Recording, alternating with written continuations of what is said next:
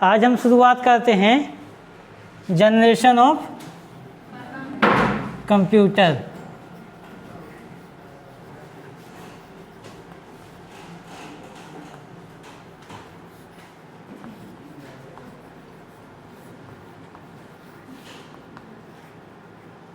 Generation of computer.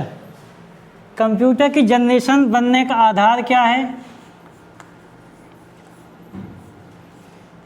आधार तकनीकी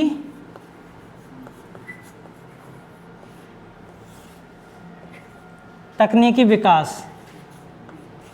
इस चीज़ को ध्यान रखना है। तकनीकी विकास कैसे? जब जनरेशन हम पढ़ेंगे तो हम बोलें कि पहली जनरेशन है 1940-1956 तक, तो किसी बुक में वही चीज़ 1945-1957 तक रहेगी। किसी बुक में कुछ और टाइम पीरियड हो सकता है, लेकिन वहाँ पर टाइम पीरियड मायने नहीं रखता। मायने क्या रखेगा कि उस समय तकनीक कौन सी यूज हो रही थी। ठीक है। जनरेशन क्यों बनी कल बताए थे। अभी मान के चलिए जो अभी हम कंप्यूटर यूज कर रहे हैं, इसके पीछे क्या है कि दिख रहा है, ठीक है, डेस्कटॉप दिख रहा है। अभी कल के दिन कोई ऐसा कंप्यूटर आ जाए कि हम उसको हथेली पे चला रहे हैं, एक प्रोजेक्टर जैसे, तो हम क्या कहेंगे, एक नई जनरेशन का कंप्यूटर है जिसमें बिल्कुल पूरा उलटफेर हो जाए। आ रहा समझ में? जो बिल्कुल एकदम से चेंज हो जाए, तो हम उसको कहेंगे कि ये नई जनरेशन का कंप्यूटर है। तो कल हम पढ़े थे हिस्ट्री ऑफ कंप्यूटर में कि 100-150 साल के लगभग धीरे धीरे विकास हुआ मशीनों का, ठीक है। लेकिन 1945 के बाद 1940 के बाद जो कंप्यूटर का विकास है उसमें तेज़ी आई, है ना। कौन कौन से पढ़े थे कल हमने? डिफेंस इंजन पढ़ा था, एनालिटिकल इंजन, पास्कल कैलकुलेटर। किसने बनाया था पास्कल कैलकुलेटर? ब्लेज पास्कल ने। डिफेंस इंजन चार्ल्स बेबेज ने। और चार्ल्स बेबेज क्या कहते हैं? Father of computer. यहाँ पे है हम फर्स्ट जनरेशन, है ना, फर्स्ट जनरेशन, या हिंदी में इसको कहेंगे प्रथम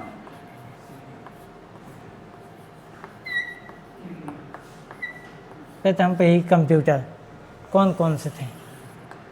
तो जनरेशन पढ़ते समय हम इनका कुछ आधार रखेंगे, है ना। जैसे कि फर्स्ट जनरेशन में जो है इलेक्ट्रॉनिक कंपोनेंट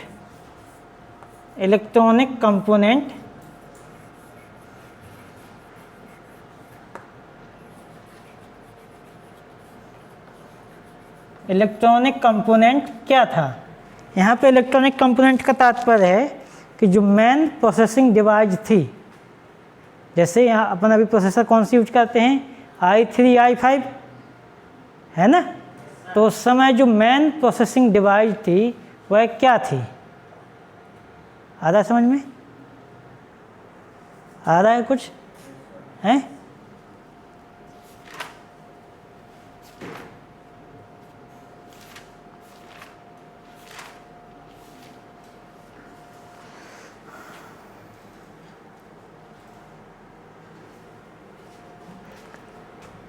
उस समय मेमोरी कितनी लगभग थी, ये भी रखेंगे। तो उस समय जो प्रोसेसिंग करने के लिए मेन इलेक्ट्रॉनिक कंपोनेंट यूज होता था उसका नाम था वैक्यूम ट्यूब। ठीक है, ठीक है। वैक्यूम ट्यूब देखे हो?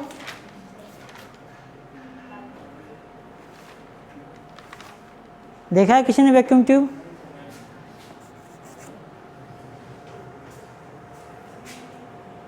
ये है वैक्यूम ट्यूब, दिख रहा है?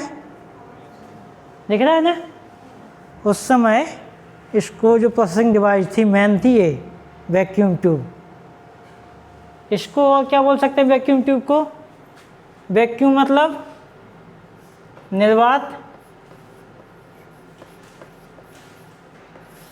ट्यूब मतलब नालिका या नली।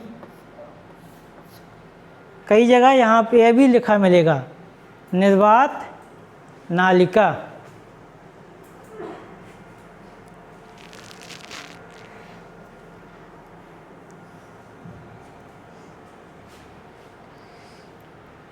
अब विशेषताएं क्या थीं? विशेषताओं से ज़्यादा फर्स्ट जनरेशन कंप्यूटर में ड्रॉबैक थे, मतलब हानियाँ थीं। कैसे हानियाँ थीं? नंबर 1 लिखो, यह आकार में बहुत बड़े थे। आकार में बहुत बड़े थे।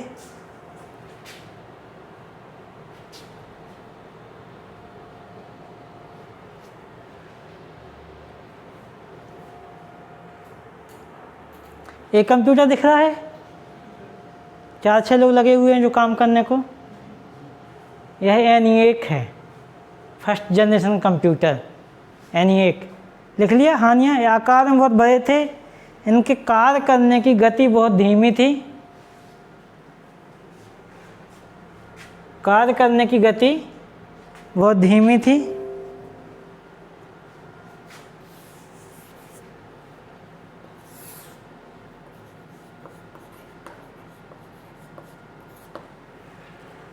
नंबर 3, यह बहुत ज़्यादा हीट अर्थात ऊष्मा या गर्मी उत्पन्न करते थे।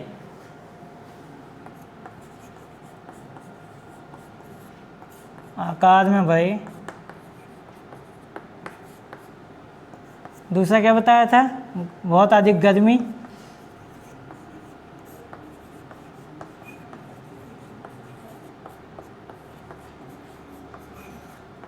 नंबर 3 है, हाँ AC लगती थी, ठीक है। इनमें प्रोग्राम करना बहुत कठिन था। प्रोग्राम करना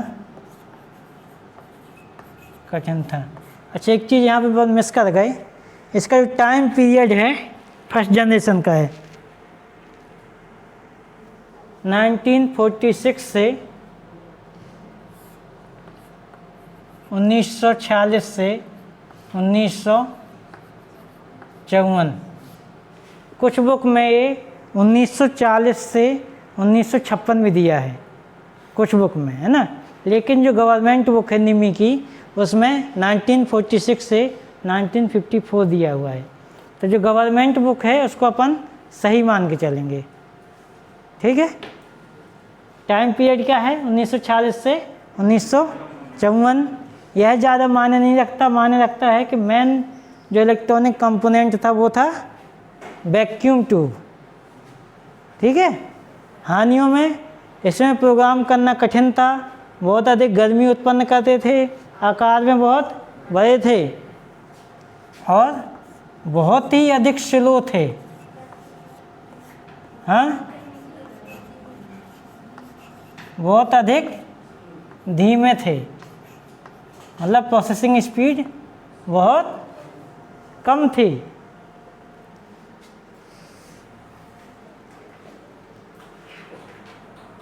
और क्या हो सकता है? अरे बताओ, यदि इतनी बड़ी मशीन आज के टाइम पे भी ख़रीदना हो तो 2-4 हज़ार की तो मिलेगी नहीं, मिल जाएगी क्या? तो यह बहुत अधिक महंगे थे। ऐसा नहीं कि हर कोई लाए अपने घर में, बहुत अधिक महंगे थे।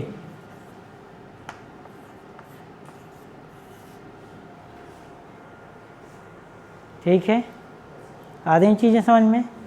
जितनी गलत चीज़ें सब चीज़ इनमें थी, क्योंकि ये विकास के प्रारंभिक चरणों में थे, है ना। तुमको आया समझ में? 10 में नहीं आ रहा ना?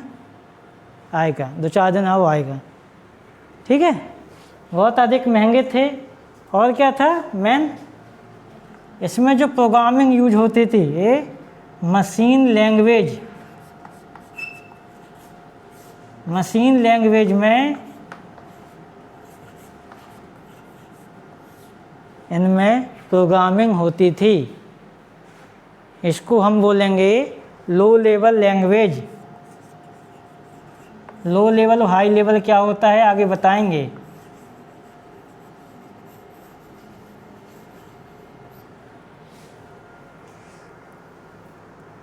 क्वेश्चन हमेशा यही आता है कि प्रथम जनरेशन या प्रथम पीढ़ी के कंप्यूटर कैसे थे, आकार में बड़े थे, बहुत अधिक महंगे थे, बहुत अधिक गर्मी उत्पन्न होती थी, ठीक है, और इनमें जो प्रोग्रामिंग होती थी वो मशीन लैंग्वेज में होती थी और इनमें प्रोग्राम करना कठिन था।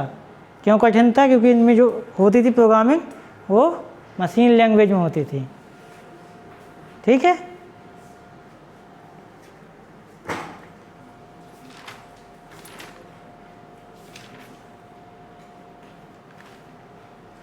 इनकी जो मेमोरी थी वो कितनी थी? 20 KB। 20 KB कितना होता है? आप आजकल जो फ़ोटो खींचते हो वो लगभग 3-4 MB में आती है ना। और यदि नाइट में फ़ोटो है और अच्छा मोबाइल है तो 10 से 12 MB में। और इसकी कितनी मेमोरी थी? 20 KB, ठीक है। अब एग्जाम्पल बहुत पूछे जाते हैं कि प्रथम जनरेशन कंप्यूटर कौन कौन से हैं। नंबर 1 है ENIAC, ENIAC,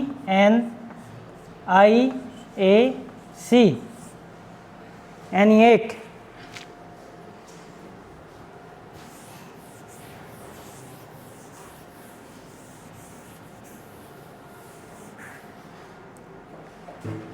ENIAC कंप्यूटर ए है, दिख रहा है? वो दिख रहा है ENIAC कंप्यूटर। इसलिए हम आपको प्रोजेक्टर में लाए ताकि समझ में आ सके कि ENIAC क्या है ना। नहीं तो आप इमेजिन ही नहीं कर पाते कि ENIAC कैसा होगा। अब यदि इसको रखना हो तो लगभग एक हाल की ज़रूरत पड़ेगी ना। ENIAC तो क्या होता है अपन को ज़्यादा उससे मतलब नहीं है। ENIAC का हमेशा फुल फॉर्म पूछा जाता है। किसी को पता है? बताओ भैया, सर ने पढ़ाया तो है ENIAC का, बताओ। Electronic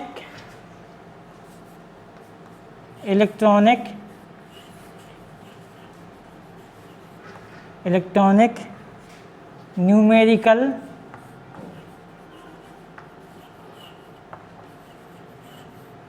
integrator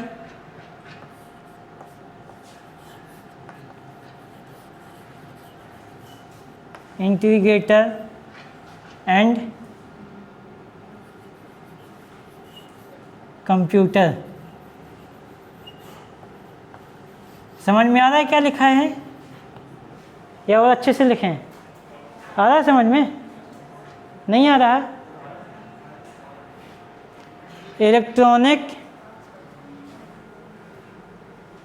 electronic numerical integrator and computer, इसको याद कर लेना, ये पूछा ही जाता है,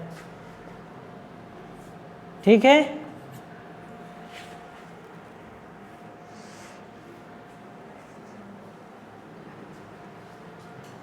इसको जो बनाया था या इसका जो विकास किया था उनका नाम है, क्या नाम हो सकता है? बताओ कोई। John Eckert and John Mauchly. John Eckert and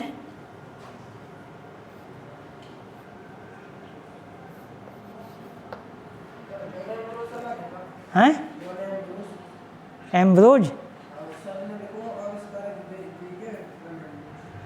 इसके एनिएक के किसी और का लिखवाया होगा, क्रॉस वेरीफाई करना उसको, उसको देख लेंगे। जॉन एकर्ट एंड जॉन मिचली, ये देखो ये जो बुक है ये पूरी इंग्लिश में बुक है ना। ये बुक आई है चेन्नई से, जिसके आधार पर आपका सिलेबस डिज़ाइन हुआ है ना, इस ITI कोपा का, इस बुक के आधार पर हुआ है। और इस बुक से हम लिखवाते हैं, बताते हैं ना, तो हम देखे जॉन एकर्ट के ना चेन्नई वाले देखे, ठीक है। तो जो उसमें दिया है वो चीज़ बताते हैं। John Eckert and John Mauchly, Ramlal Shyamlal इसका नहीं हो सकता नाम, हो सकता है क्या? एक विशेष बात इसको कि इसको जो बनाया गया था, इसको सेना थी जो अमेरिका की, उसकी आवश्यकता को पूरी करने के लिए बनाया गया था। देखो अभी अपन कंप्यूटर कहते हैं, उस टाइम में मशीनें थी, है ना, वही मशीनें थी। ये आम व्यक्ति को कोई मतलब नहीं थे इनसे कि क्या बन रहा है क्या नहीं बन रहा है। ये तो साइंटिस्ट थे। अब कोई भी चीज़ डेवलप हो गई, जैसे अपन मानव शरीर के बारे में पढ़ते तो कहाँ से पढ़ते हैं? कोशिका से, है ना। तो इसका जो कंप्यूटर का विकास हुआ है कहाँ से हुआ है वो चीज़ अपन पढ़ रहे हैं। दूसरा था, एक तो ये होगा ENIAC, ठीक है, ठीक है, फर्स्ट जनरेशन कंप्यूटर है। दूसरा था मार्क 1।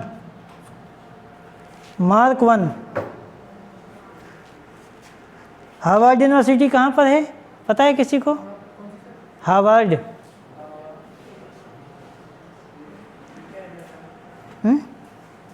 अमेरिका में है हार्वर्ड यूनिवर्सिटी। इसका नाम था एक और ASCC। अब देखो मार्क 1 दिखाते हैं कैसा है आपको।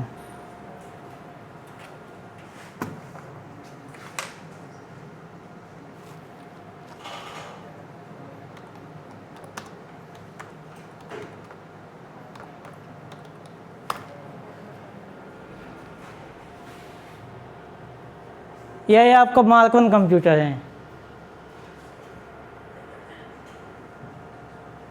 यही उद्देश्य था हमारा प्रोजेक्ट में पढ़ाने का, ताकि उस चीज़ को आप देख सको, ठीक है ना।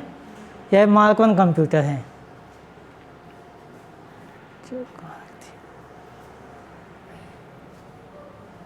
इसका दूसरा नाम था ASCC, जो कि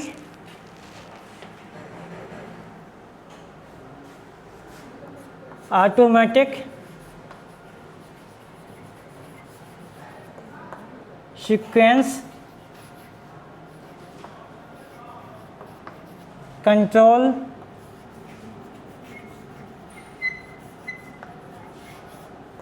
कंप्यूटर।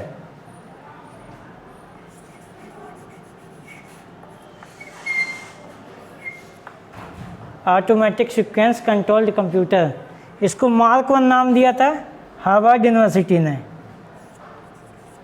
इतने अंदर जाने की जरूरत नहीं है, फिर भी लिख लो, शायद पूछ सकता है।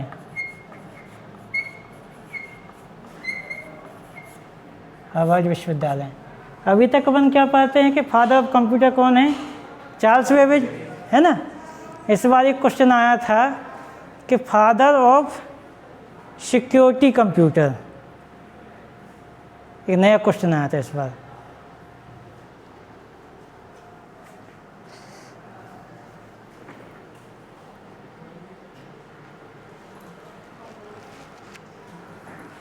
यहाँ तक लिखा है आपने? अभी हमें फर्स्ट जनरेशन में चल रहे हैं, ठीक है, लिखा है इतना?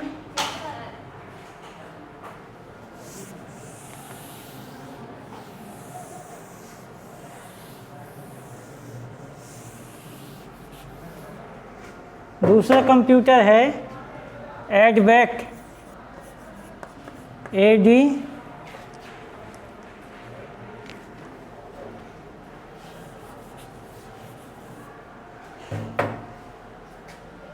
क्या है, इनके फुल फॉर्म बहुत पूछता है।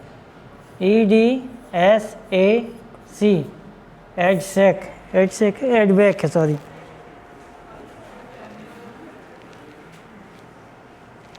एडवैक भी है, एडसैक भी है।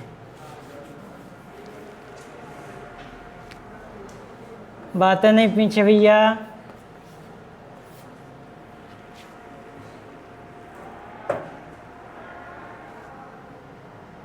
इसका फुल फॉर्म है, हिंदी में लिख रहे हैं क्या, समस्या इंग्लिश में तो हैं, इंग्लिश में लिखना है।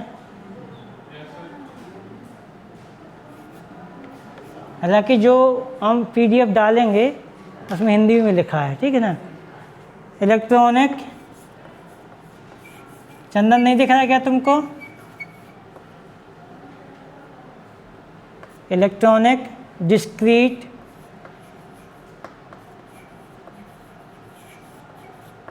Variable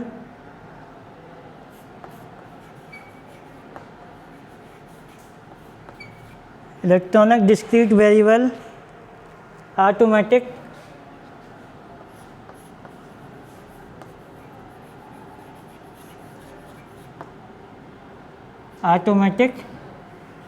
computer.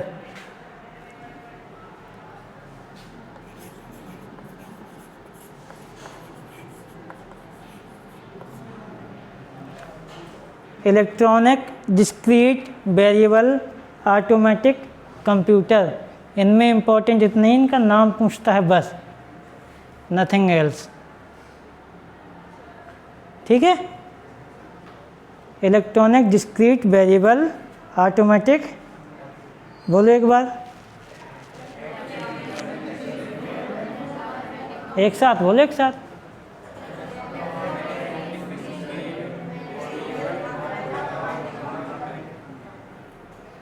आपका नहीं बोल रहे भैया, आप कहीं नहीं बोल रहे हैं, कोई अलग से नहीं लोगे क्या बोलने का। Electronic discrete variable automatic computer, इसका विकास हुआ था 1950 में, है ना। और इसका विकास किया था, नहीं वो नाम नहीं आया।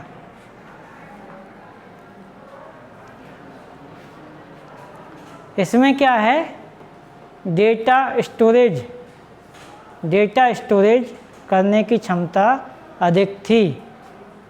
इसमें बस इम्पोर्टेंट इतना ही है कि एडवैक का नाम पूछ लेगा तो ये है, या फिर एडवैक किस जनरेशन का कंप्यूटर है। किस जनरेशन का है, फर्स्ट जनरेशन का। ENIAC और ये भी फर्स्ट जनरेशन का, ठीक है।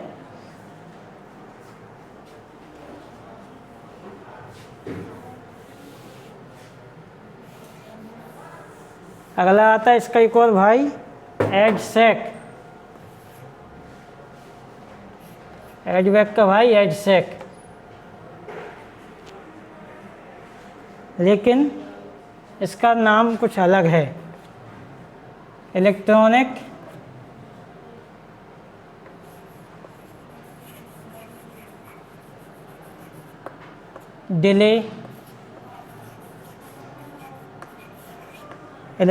Delay storage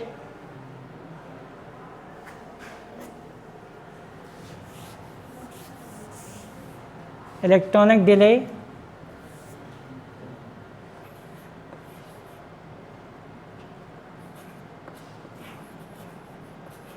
storage automatic, C से क्या हो जाएगा, कंप्यूटर।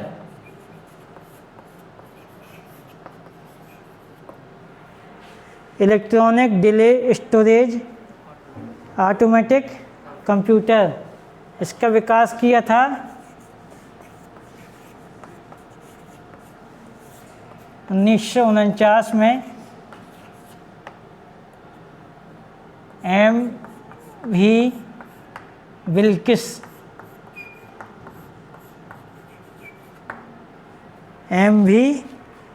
विल्किस। कहाँ पे किया था, कैम्ब्रिज विश्वविद्यालय,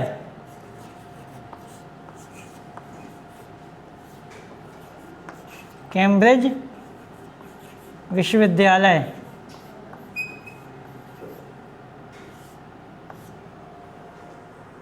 अभी अपन ने फर्स्ट जनरेशन में चल, नहीं दिख रहा है पीछे से, क्या नाम है उनका, नहीं दिख रहा पीछे से,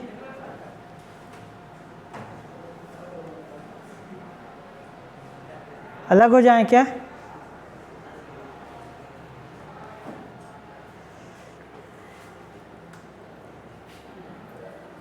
बोरिंग लग रहा है?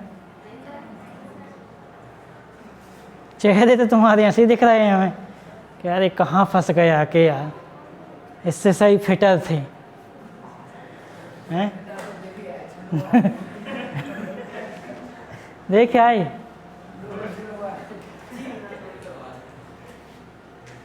ये देखो, जब तक हिस्ट्री चल रही है ना, तुम लोग ही पढ़ोगे 9वीं 10वीं में, हिस्ट्री सबको बोरिंग लगती है ना।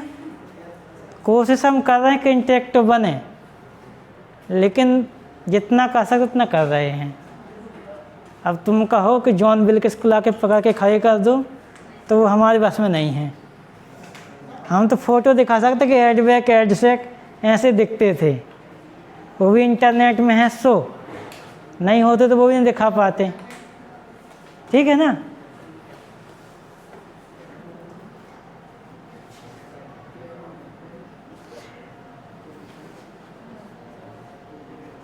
इसमें क्या था, इसकी विशेषता ये थी, इसको अपन क्यों ले रहे हैं, देखो कंप्यूटर तो और भी विकसित हुए होंगे उस टाइम पे, ठीक है, दूसरे कंप्यूटर विकसित हुए होंगे, लेकिन जो मेन उसमें काम आए विकास में, इसमें क्या विशेषता थी,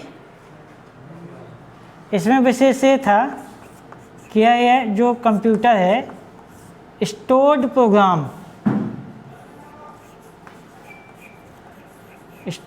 प्रोग्राम कॉन्सेप्ट पर आधारित था।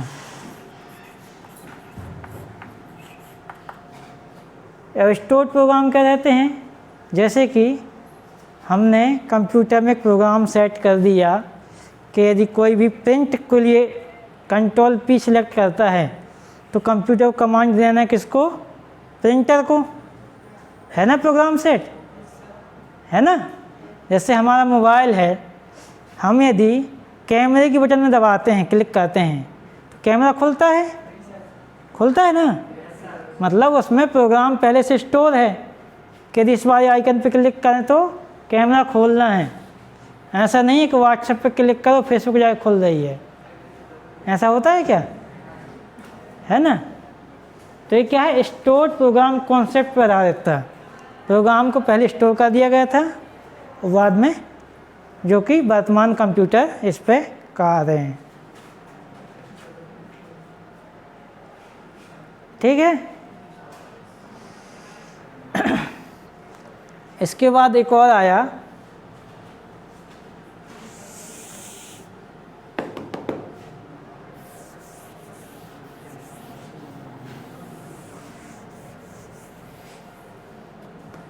कितने पढ़ लिए अपन ने फर्स्ट जनरेशन में, कितने पढ़े अभी तक,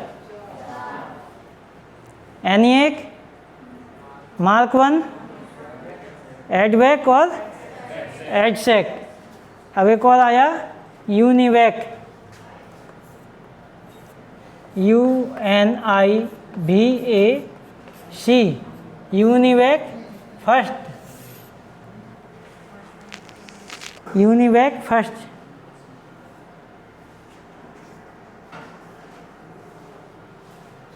इसका जो फुल फॉर्म है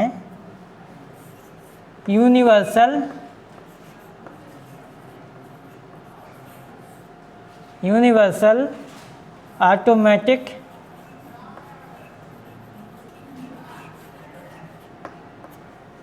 कंप्यूटर।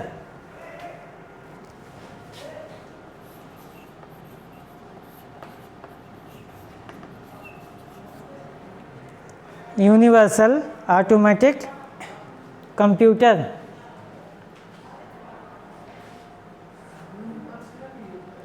यूनिवर्सल गलत लिखा है क्या?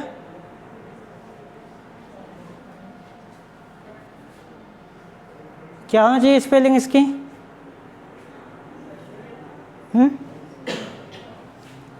गलत लिखा है? गलती हो जाती है, ऐसा नहीं है, हमसे भी होती है। यदि जहाँ कहीं आपको पकड़ में आते बता देना, है ना। Universal automatic computer. अब यहाँ पे चीज़ लिखी है यूनिवेक फर्स्ट। इसका मतलब है कि अगली आगे की जनरेशन में भी सेकेंड थर्ड आए होंगे, है ना। जैसे आईफोन 15, आईफोन 16, इसका मतलब आईफोन 10, 12 भी आ चुके हैं, तब ना उसको नंबर दिए, है ना। यूनिवर्सल ऑटोमेटिक कंप्यूटर, इसकी विशेषता क्या थी?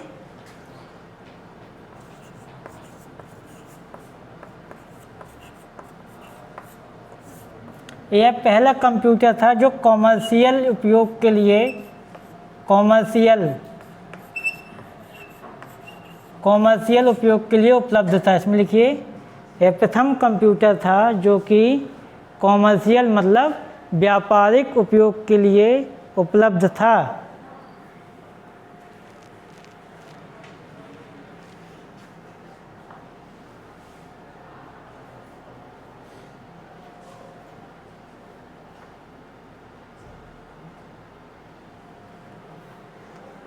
ठीक है, व्यापारिक उपयोग के लिए उपलब्ध था।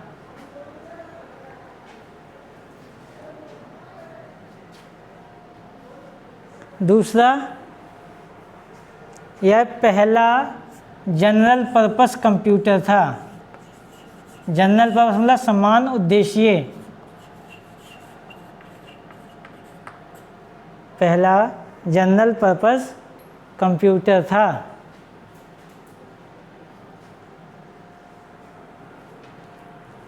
यह पहला कंप्यूटर था जिसमें बफर मेमोरी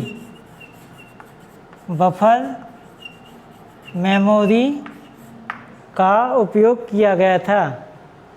यह 3 विशेषताएं थी इसकी। यह पहला कंप्यूटर था जो कि व्यापारिक उपयोग के लिए उपलब्ध था। पहला ये जनरल पर्पस कंप्यूटर था। पहला ये कंप्यूटर था जिसमें बफर मेमोरी उपलब्ध थी।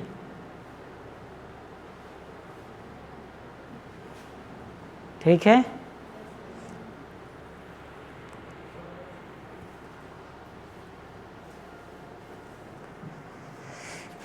ठीक है। अगली जनरेशन हो गया इतना।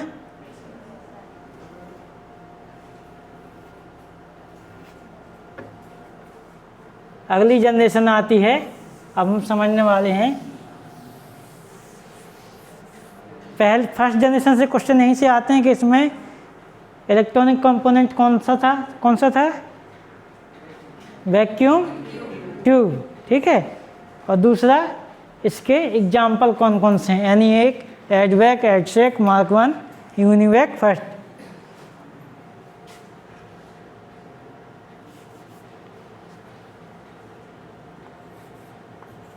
अब आ गए अपन सेकेंड जनरेशन कंप्यूटर में।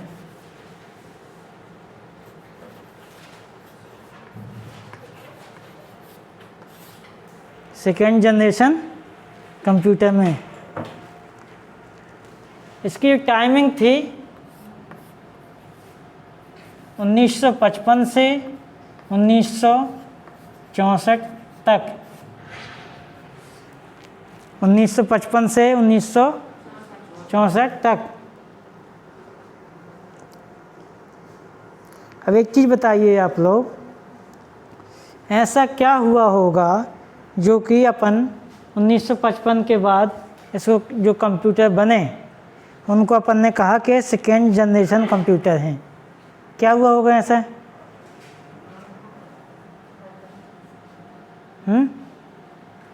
बताइए। इसका जो मेन इलेक्ट्रॉनिक कंपोनेंट था जो प्रोसेसिंग करता था, पहले क्या था? Vacuum tube. अब आ गए ट्रांजिस्टर।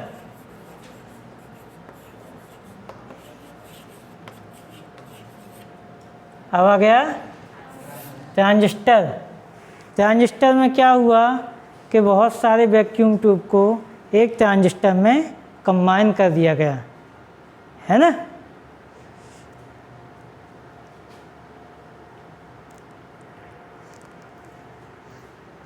इसका सीधा से एग्जाम्पल ये है, आपने वो देखी है कैसेट रील वाली, देखे हो ना।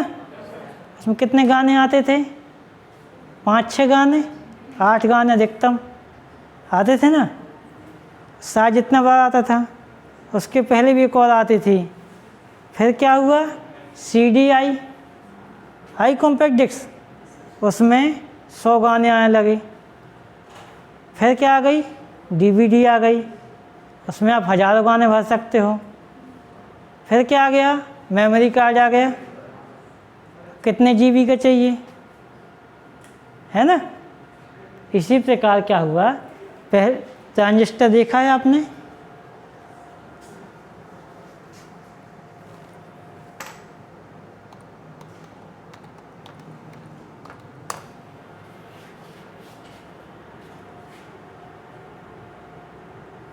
इतना सा ट्रांजिस्टर आ गया वैक्यूम ट्यूब की जगह पे, है ना। तो ऑटोमेटिक क्या होगा? साइज कम जाएगा,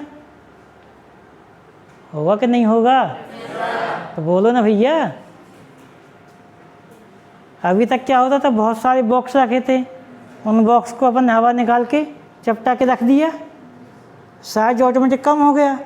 इसी प्रकार जो वैक्यूम ट्यूब थे, जो उनकी जगह पे ट्रांजिस्टर ने ले लिया, उसका काम यह करने लगा, तो साइज ऑटोमेटिक कम हो गया। साइज कम हो गया तो कुछ उसकी कीमत भी कम हुई। कीमत कम हुई, साथ साथ जो गर्मी उत्पन्न करते थे वह गर्मी कम हो गई। अभी भी हो रही है, ऐसा नहीं है कि नहीं हो रही, अभी भी हो रही है, लेकिन पहले की अपेक्षा कम हो गई। और स्पीड जो है, जो पहले कंप्यूटर थे उनकी अपेक्षा कुछ ज़्यादा हो गई, ठीक है। तो जो सेकेंड जनरेशन के कंप्यूटर थे, चौक कहाँ गया,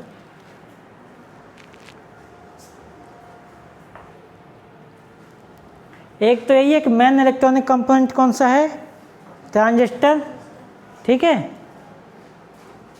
इसमें जो मेमोरी यूज हुई वो हुई मैग्नेटिक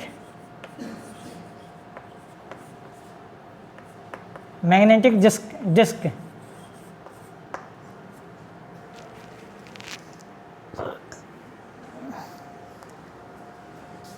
काय हंस रहे हो बनना है? ठंडी लग रही।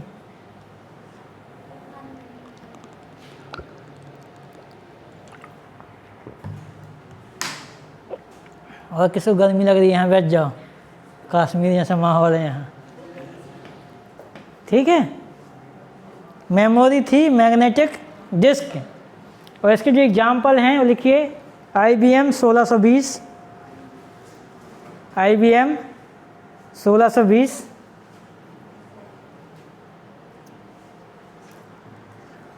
IBM 1401,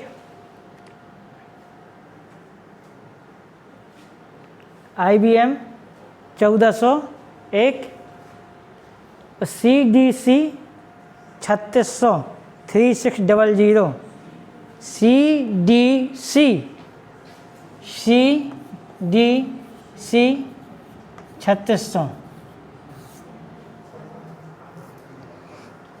3600। IBM का फुल फॉर्म क्या होता है, कोई बताएगा?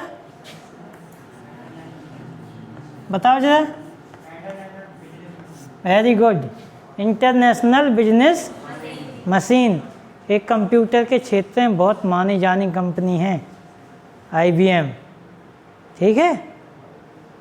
आज भी जो प्रोसेसर बनते हैं i3 i5 ये IBM के ही हैं शुरू से।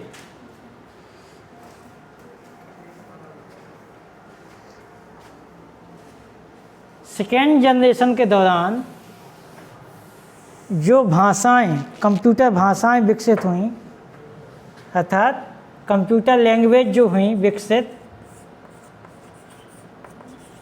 अभी तक कौन सी लैंग्वेज यूज कर रहे थे हम? मशीन लैंग्वेज, है ना। सेकेंड जनरेशन के दौरान विकसित हुई फोर्ट्रैन, FORTRAN,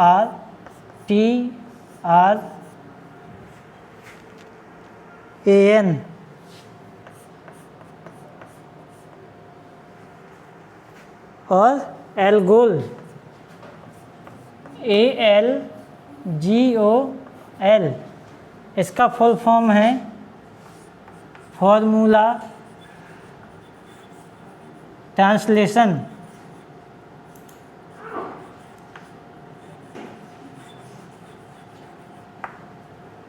इसका है एल्गोरिदम लैंग्वेज।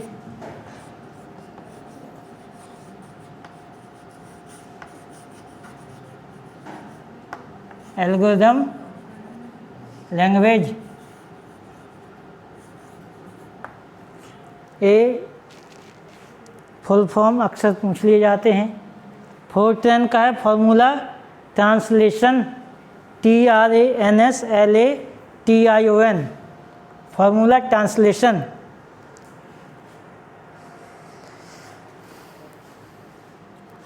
और एक और विकसित हुई कोबोल,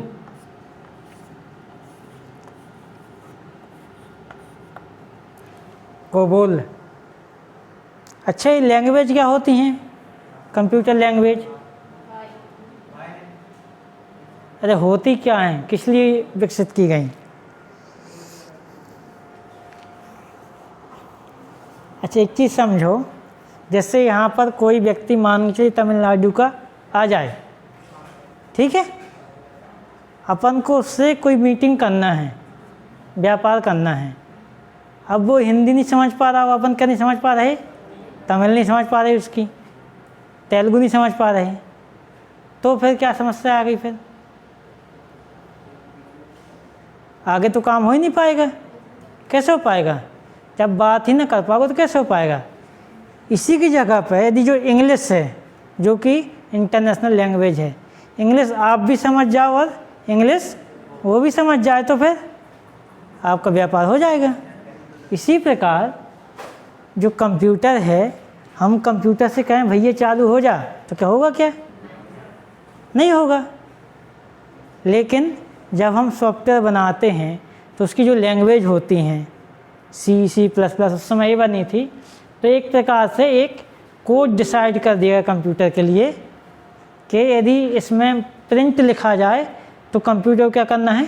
प्रिंट करना है, ठीक है। तो कंप्यूटर से इंटरेक्शन करने के लिए एक मध्यवर्ती भाषा है, जो कि ह्यूमन को भी समझ में आ जाए और कंप्यूटर भी उसको समझ जाए, ठीक है। आया समझ में? तो सेकेंड जनरेशन में क्या हुआ? ट्रांजिस्टर आया, ठीक है।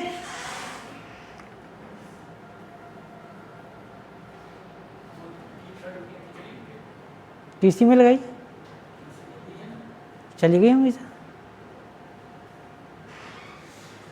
ट्रांजिस्टर आया, साइज पहले से कम हुआ। यदि इसके ड्रॉबैक में क्या आएगा कि साइज अभी बहुत ज़्यादा था, है ना, लेकिन पहले से कम हुआ।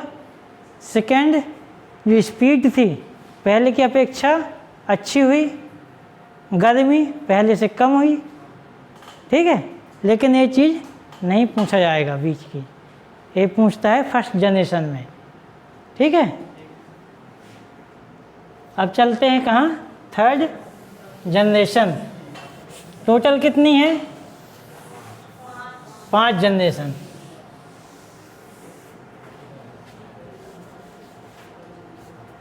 जनरेशन को बांटने का आधार क्या है अपना?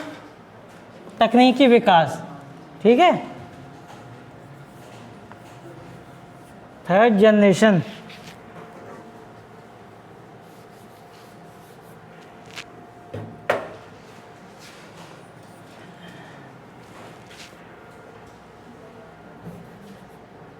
किसी को नींद तो नहीं आ रही भैया? हैं?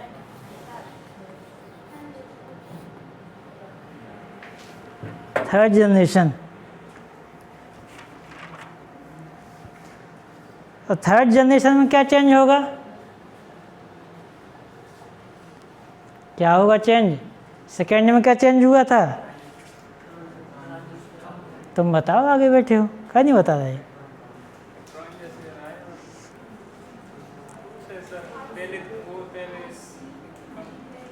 जो इलेक्ट्रॉनिक कंपोनेंट था, जो मेन प्रोसेसिंग डिवाइस थी, ठीक है ना, पहले में क्या थी? वैक्यूम ट्यूब, दूसरे में ट्रांजिस्टर, तीसरे में आ गई आईसी। आईसी का नाम सुने हो? क्या फुल फॉर्म है इसका?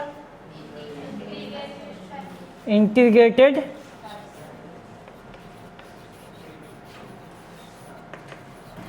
सर्किट।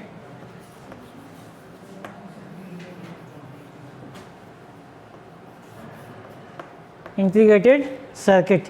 इसमें क्या हुआ? इसमें और एक है, सन बदल ही दे रहा है, काहे परेशान हो रहा है?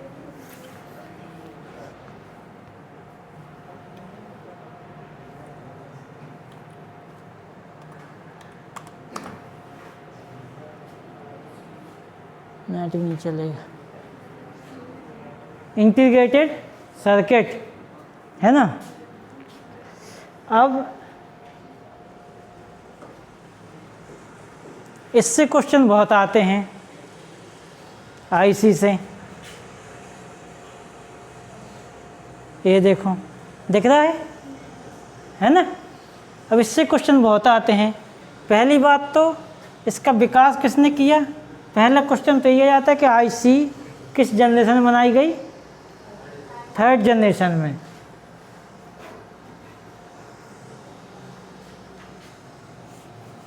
नाइनटीन 1964 से 1977।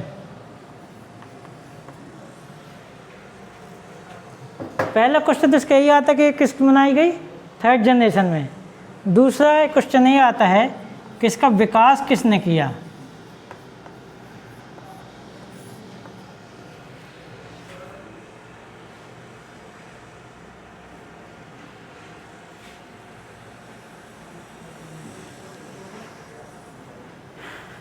इनका विकास किया था जैक किल्बी, और एक और नाम आता है रॉबर्ट नाइसी। क्या लिखा है? नाइसी, रॉबर्ट नाइस।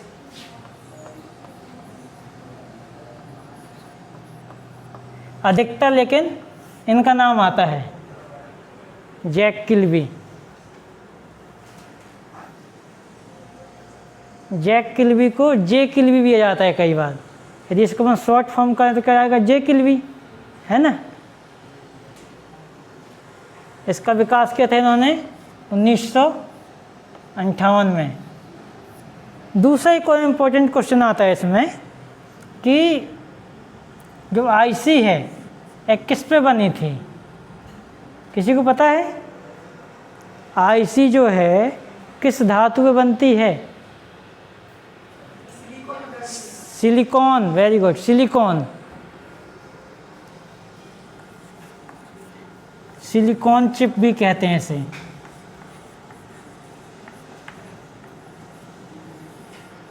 ठीक है।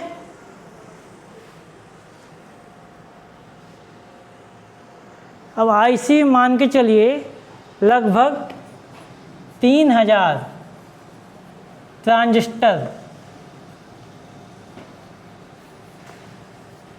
लगभग 3000 ट्रांजिस्टर शामिल कर लिए गए थे एक आईसी में।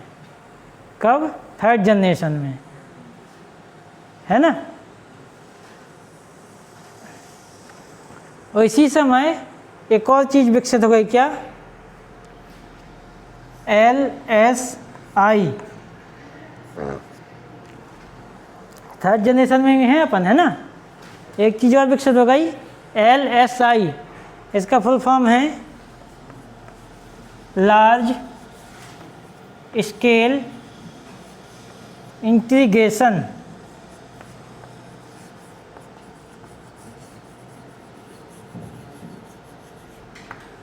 Large scale integration.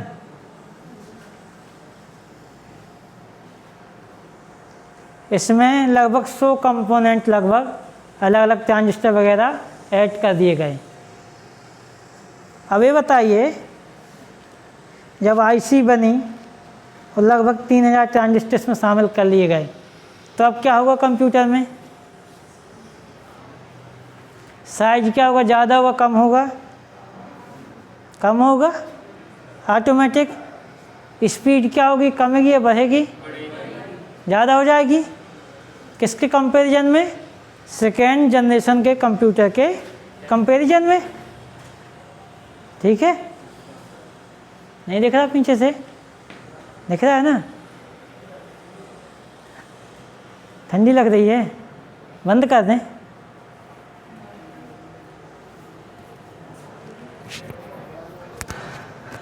बताओ, किसी को पसीना आ रहा है, किसी को ठंडी लग रही है?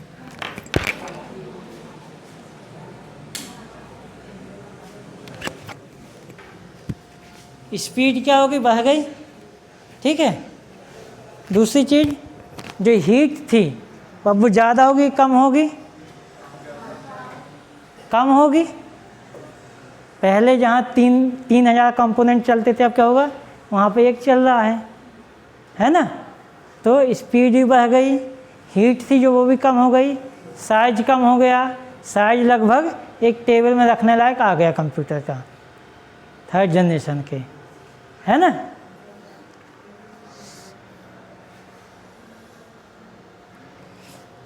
एक अपन पढ़ेंगे आगे चल के टाइप्स ऑफ कंप्यूटर में, मिनी कंप्यूटर। तो इस जनरेशन के दौरान मिनी कंप्यूटर बनाया गया। ये क्वेश्चन आता है कि मिनी कंप्यूटर किस जनरेशन में बनाया गया? तो मिनी कंप्यूटर कंप्यूटर विकास की तृतीय जनरेशन या थर्ड पीढ़ी में बनाया गया।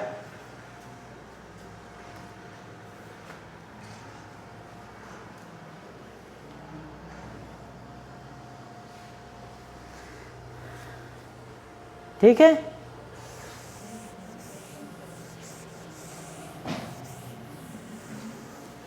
और क्या नई चीज़ हुई इसमें? एक तो मिनी कंप्यूटर बना और एक भाषा, कंप्यूटर लैंग्वेज बेसिक।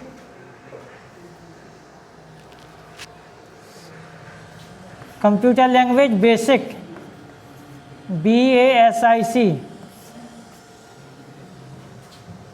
इसका विकास हुआ। इसका फुल फॉर्म है, फुल फॉर्म लिख लो, क्या बोल दूँ?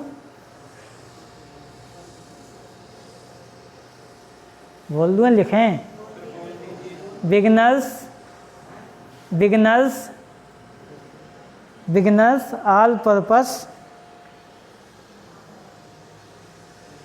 Beginners all purpose symbolic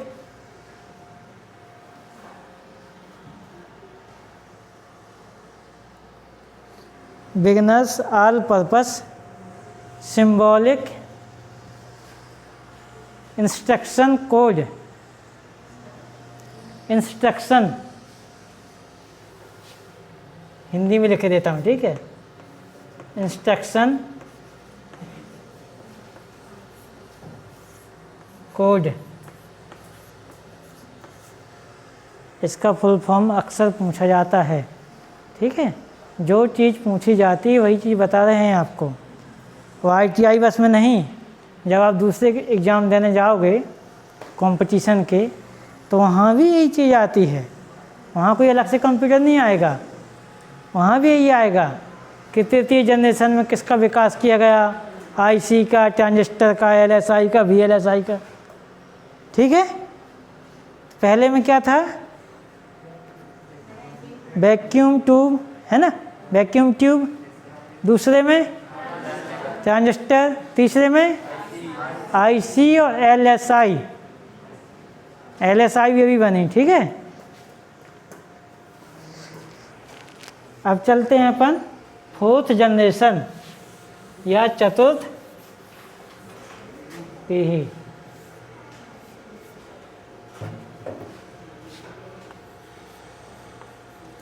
fourth generation computer.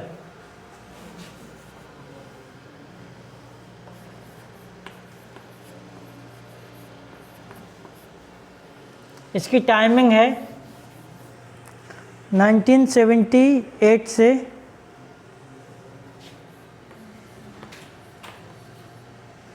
कब तक? वर्तमान तक।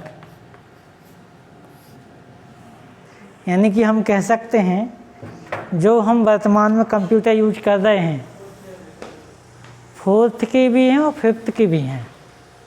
अभी कुछ ऐसा विकास नहीं हुआ है कि हम कह रहे हैं कि ये 5th जनरेशन के कंप्यूटर हैं, लेकिन 5th जनरेशन की तरफ हम लोग अग्रसर हैं। ठीक है, इसमें क्या हुआ, जो LSI था उसी को अपग्रेड करके VLSI, इसका फुल फॉर्म है very large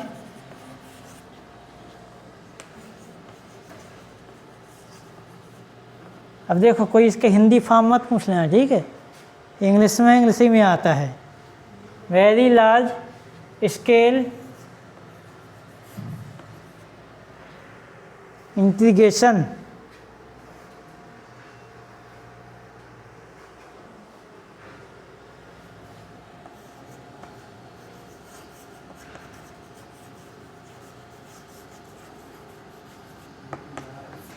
very large scale integration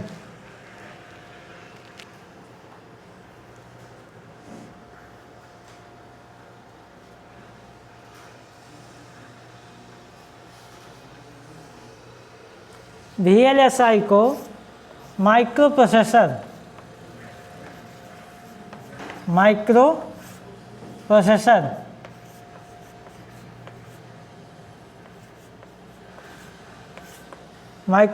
भी कहते हैं VLSI को।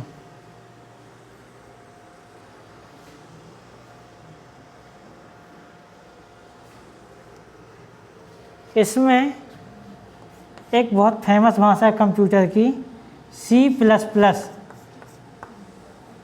कंप्यूटर लैंग्वेज का इस दौरान विकास हुआ।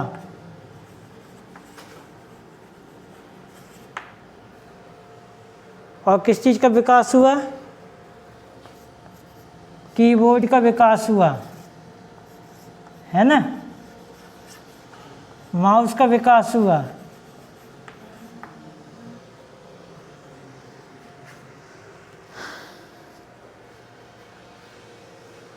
और ऑपरेटिंग सिस्टम का विकास हुआ।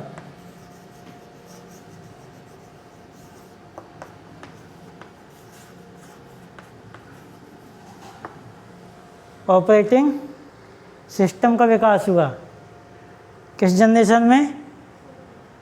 4th जनरेशन में। ठीक है,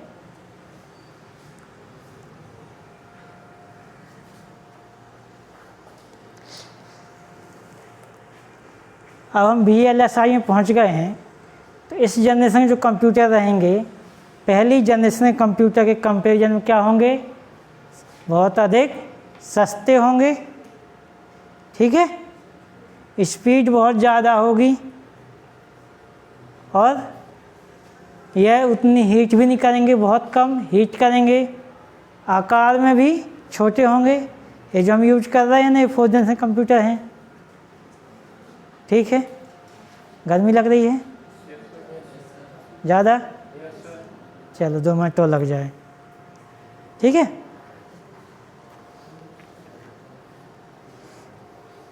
इसमें ज़्यादा कुछ नहीं जानने को। अगली है 5th जनरेशन,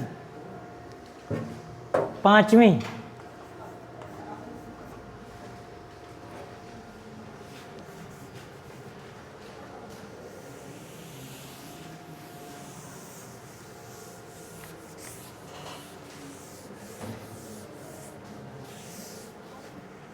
पाँचवीं जनरेशन, इसमें जो इलेक्ट्रॉनिक कंपोनेंट आया वो आया ULSI।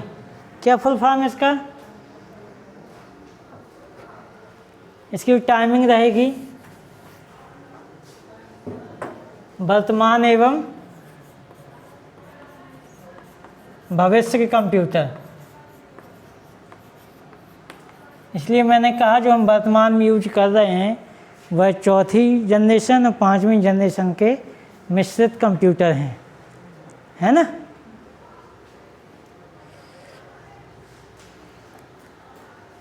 जो इलेक्ट्रॉनिक कंपोनेंट आया वो आया ULSI, ultra large scale integration.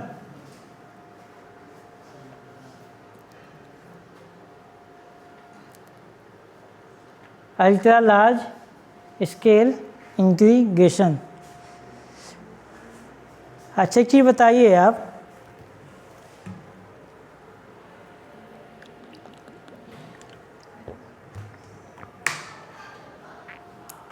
अभी तक हमने इतना कंप्यूटर पढ़ा, ठीक है। कंप्यूटर की एक सबसे बड़ी खामी, सबसे बड़ा ड्रॉबैक क्या है, बताओ कोई, बताओ। हैं? वो तो इंसान भी खाने पे निर्भर है, इसकी कोई वो नहीं है, हर किसी को कुछ ना कुछ चाहिए, ठीक है। यदि हम स्पीड की बात करें तो कंप्यूटर की स्पीड मानव के सोचने की स्पीड से ज़्यादा है। काम करने की बात करें तो वो काम भी ज़्यादा करता है। हम किससे कंपेरिजन कर रहे हैं? एक मानव से। ऐसा बुद्धिमत्ता या स्वयं के सोचने की शक्ति वो अभी तक कंप्यूटर में नहीं है, जिसको दूर किया जा रहा है पाँचवीं जनरेशन में। किसके थ्रू? AI, आर्टिफिशियल इंटेलिजेंस, है ना। तो इसको पाँचवीं जनरेशन में डेवलप किया जा रहा है, आर्टिफिशियल इंटेलिजेंस।